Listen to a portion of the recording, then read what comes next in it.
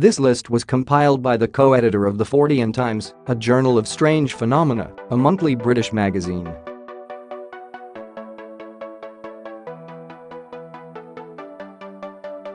1. Bees who pay their respects.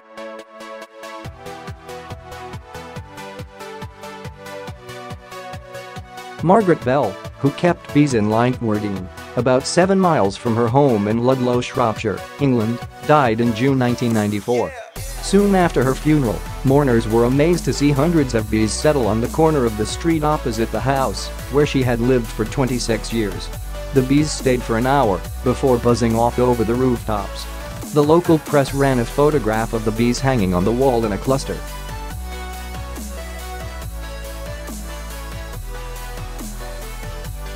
2. Phantom car crash.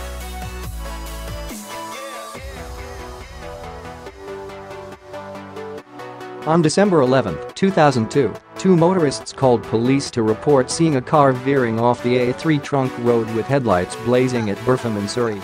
A thorough search uncovered a car concealed in dense undergrowth and the long-dead driver nearby. It turned out that the crash had actually happened 5 months earlier when the driver, Christopher Chandler, had been reported missing by his brother.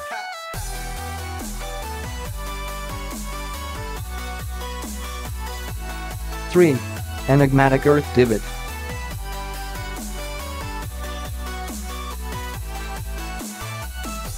An irregular-shaped hole, about 10 feet by 7 feet with 2 feet vertical sides, was found on a remote farm near Grand Coulee, Washington state, in October 1984. It had not been there a month earlier. Dribblings of earth and stones led to a 3-ton grass-covered earth divot 75 feet away. It was almost as if the divot had been removed with a gigantic cookie cutter, except that roots dangled intact from the vertical side of both hole and slab. There were no clues such as vehicle tracks, and an earthquake was thought very unlikely.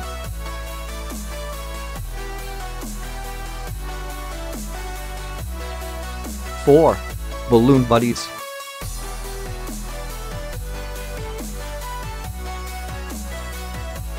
Laura Buxton released a helium-filled balloon during celebrations for her grandparents' gold wedding anniversary in Blurton, Staffordshire, in June 2001. Attached to the balloon was her name and address and a note asking the finder to write back. 10 days later she received a reply. The balloon had been found by another Laura Buxton in the garden hedge of her home in Pusey, Wiltshire, 140 miles away. Both Laura's were ages 10 and both had 3-year-old black Labradors, a guinea pig, and a rabbit.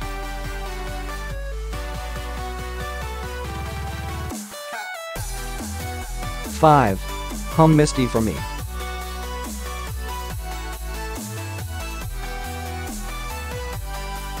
A noise a bit like amplifier feedback had been heard for 3 years coming from the right ear of a Welsh pony called Misty, according to the veterinary record, April 1995. It varied in intensity, but stayed at a constant pitch of 7 kHz. Hearing a buzzing in one's ears is called subjective tinnitus. Much rarer is when others can also hear the noise. This is called objective tinnitus and the cause is still largely a matter of debate.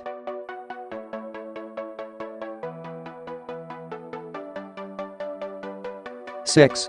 Whirlwind children.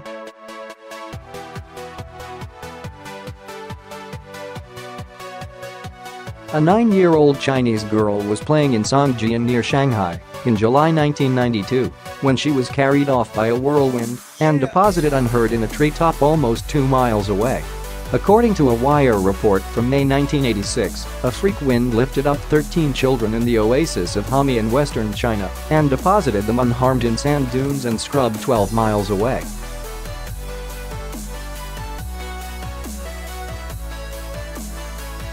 Seven.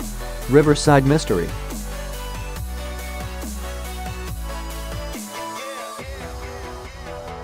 Gloria Ramirez, 31, died of kidney failure at Riverside General Hospital, California, in February 1994 after being rushed there with chest pains. Emergency room staff were felled by fumes when a blood sample was taken. A strange oily sheen on the woman's skin and unexplained white crystals in her blood were reported. A doctor suffered liver and lung damage and bone necrosis. At least 23 other people were affected.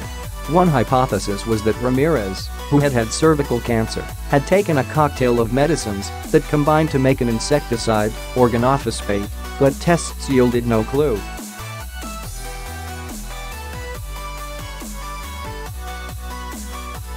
Eight. Boulders in trees.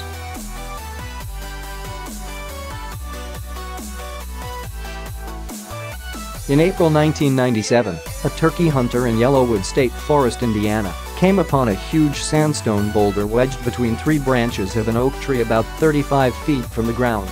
The arrow-shaped rock was estimated to weigh 500 pounds. Subsequently, 4 more large boulders were found wedged high up in trees elsewhere in the forest. All were in remote areas.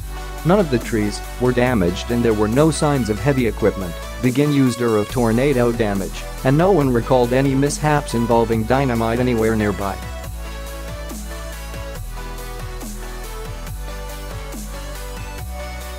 Nine. Helpful voices.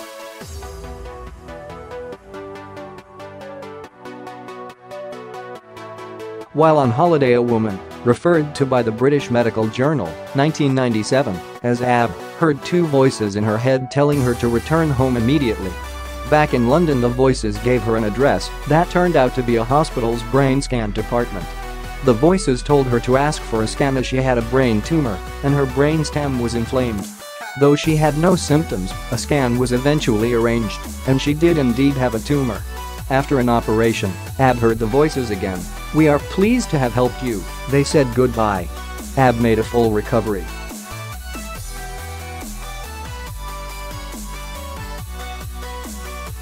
Ten. La Mancha Negro.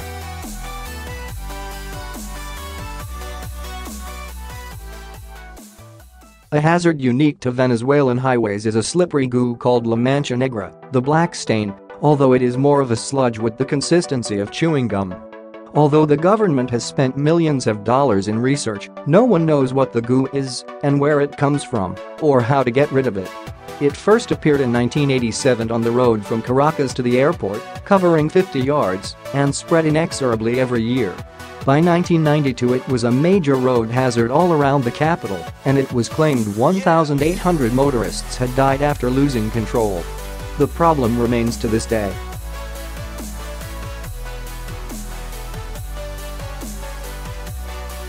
"11. Postcard farewell.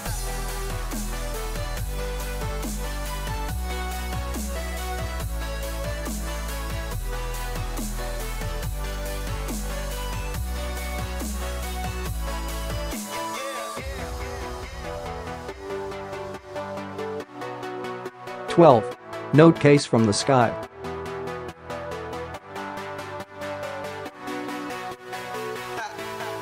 In October 1975, Mrs. Lynn Connolly was hanging washing in her garden in the Quadrant, Hull, when she felt a sharp tap on the top of her head. It was caused by a small silver note case, 63mm by 36.5mm, hinged, containing a used notepad with 13 sheets left. It was marked with the initials SE, CA, TB, or JB, and Calliope, a Lithuanian seaport. No one claimed it at the police station, so it was returned to Mrs. Connolly. It seems likely it fell only a short distance, but from where? If it had dropped from a plane, it would have given her more than a tap.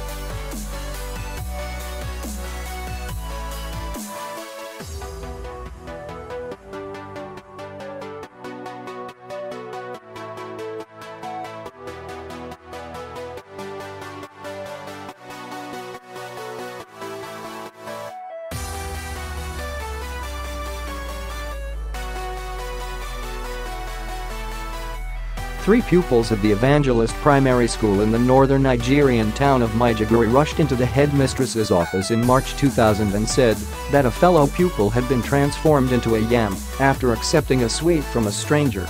The headmistress found the root tuber and took it to the police station for safekeeping. Following local radio reports, hundreds of people flocked to see the yam and police were hunting for the sweet giver. What happened next failed to reach the media.